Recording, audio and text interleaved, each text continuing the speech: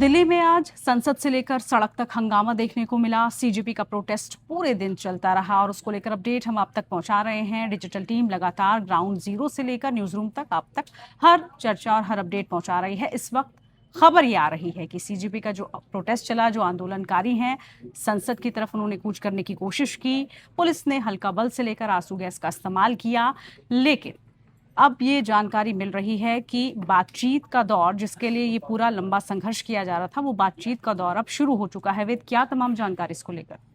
2 बार बातचीत हुई है जेपी नड्डा से, और जो भी सौरभ दास हैं सीजेपी के जो प्रवक्ता हैं, उनके बीच एक बार दोपहर में बातचीत हुई थी और एक बार 3 से 4 बजे के बीच में एक बार एक बार बातचीत हुई, एक बार दूसरी बार उन्होंने अपना एक ज्ञापन सौंपा है। जो उनकी डिमांड्स हैं उनकी डिमांड्स वही हैं। सभी जानते हैं कि जो 21 बच्चे नीट में जो पेपर लीक के बाद जिन्होंने जान गंवाई है, उनको 1 करोड़ रुपए मुआवजा है, और धर्मेंद्र प्रधान, केंद्रीय शिक्षा मंत्री धर्मेंद्र प्रधान का इस्तीफा सबसे बड़ी मांग हम ये कहेंगे, क्योंकि इसी को लेकर पूरा प्रोटेस्ट चला और उसी को लेकर आज हमने देखा कि हालत दिल्ली की क्या दिखी। जी आगे। तो इसके बाद सोनम वांगचुक को लेकर है कि उन्हें वहां से हटाया जाए, जहां भी उनको अस्पताल में, सफदरजंग अस्पताल में ले जाया गया है। लेकिन इन सबके बीच अब जंतर मंतर पे भी थोड़ी भीड़ कम हो गई है। तितर बितर भीड़, पुलिस के बल प्रयोग की वजह से दूर दूर से बच्चे भी आए हुए थे, झारखंड से, बिहार से, यूपी के तमाम जिलों से, बाकी राजस्थान से। अभी जो है हालात जो है वो कंट्रोल में है। बड़ा ट्रैफिक वगैरह लग गया था, तो अभी कम है, लेकिन इसमें बात की आपने वेद, हमने तस्वीरें देखी, दिल्ली का जो पूरा सीपी है या इनर सर्कल है, पूरा जाम दिखा वहां पर। इसके अलावा जो मेट्रो स्टेशन हैं, जैसे राजीव चौक हो गया, पटेल चौक हो गया, उनके गेट्स क्योंकि बंद हो गए थे, वहां पर भारी जाम की स्थिति थी, मेट्रो के अंदर भी, बाहर भी। लेकिन ये पूरा प्रोटेस्ट जिस तरीके से सुबह से आप भी इसको देख रहे हैं, कवरेज कर रहे हैं, पूरी दिल्ली क्या में, मतलब पूरी दिल्ली में अफरा तफरी रही। जो भी संसद के आसपास का इलाका है, जो पूरा जो सटे हुए इलाके हैं, 2, 4, 5, 10 किलोमीटर के दायरे में, वहाँ काफी भारी सुरक्षा बल की तैनाती थी। हालांकि कल रात में ही धारा 163 लागू कर दी गई थी, और सीजेपी के जो भी जुड़े हुए लोग हैं, अभिजीत दीपके, उन्हें भी ये पता थी, सारे लोगों को पता थी।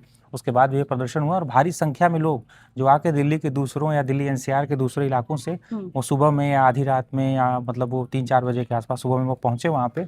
और एक मतलब कम से कम हजारों लोग, मतलब बताया जा रहा है कि 25-30 हजार लोग, हमारे कई रिपोर्टर्स तस्वीरें हम लगातार दिखा रहे हैं कि वाकई में बहुत बड़ी संख्या में जो है वहाँ पर स्टूडेंट्स आए, प्रोटेस्टर्स आए, उनके परिवार वाले आए। लेकिन क्योंकि पहले ही इसको लेकर चेतावनी भी दे दी गई थी, हालांकि दिल्ली पुलिस की तरफ से इस धरना प्रदर्शन की इजाजत नहीं दी गई थी। इसीलिए तो मैंने धारा 163 लगाई गई थी कि 5 लोगों से ज्यादा इकट्ठा लोग एक जगह नहीं हो पाएंगे, लेकिन हजारों लोग आ गए।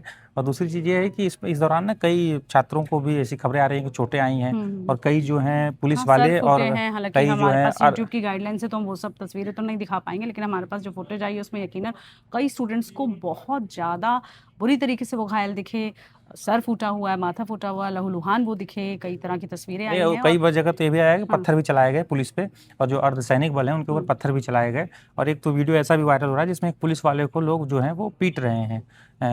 ऐसा दावा किया जा रहा है कि ये वीडियो जो है आज का है और दिल्ली का है। जब इस तरह के प्रोटेस्ट होते हैं तो वहाँ पर हम देखते हैं कि इस तरह क्या कह सकते हैं कि उग्रवादी भी वहाँ पर घुस जाते हैं, कुछ उग्र उपद्रव लोग वहाँ पर घुस जाते हैं, जिसकी वजह से आंदोलन किसी और दिशा में भटक जाता है। हालांकि इस पूरे प्रोटेस्ट को लेकर वेद क्या कहेंगे? सुबह से कई बातों को लेकर गतिरोध रहा।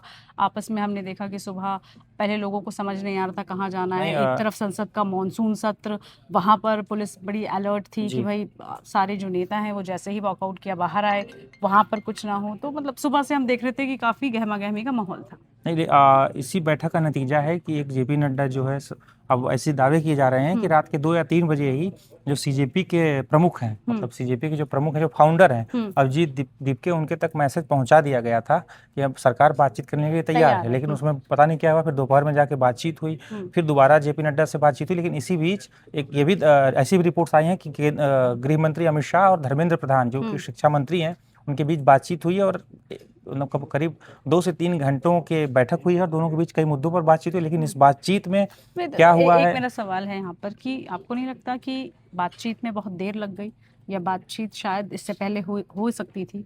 इतना बड़ा जो आज आंदोलन हुआ, प्रदर्शन हुआ, काफी नुकसान हुआ है बहुतों को, वो शायद ना होता। नहीं, बिल्कुल नुकसान तो हुआ है। जब इस तरह से विरोध प्रदर्शन होता है, आंसू गैस के गोले छोड़े गए, और उसके बाद फिर हल्का बल प्रयोग कर, हाँ, एक तो पूरा एक तंत्र, एक शासन व्यवस्था पूरी लगानी पड़ती है। लेकिन नुकसान तो हुआ, लेकिन वो इस तरह से पहली बार नहीं है कि ऐसा बातचीत में देरी हुई हो। सरकारें की तरफ से होता रहा है, सरकार भी देख रही होगी कि ये प्रदर्शनकारी कितने दिनों तक यहाँ रुक पाते हैं या कैसा प्रदर्शन करते हैं। हालांकि ये सबसे अच्छी बात यह है कि अब बातचीत हो रही है, देर से ही लेकिन बातचीत अब हो रही है, शुरू हो गई है, और उम्मीद है कि आने वाले दिनों में इस बातचीत का कुछ सुखद अच्छा परिणाम निकलेगा।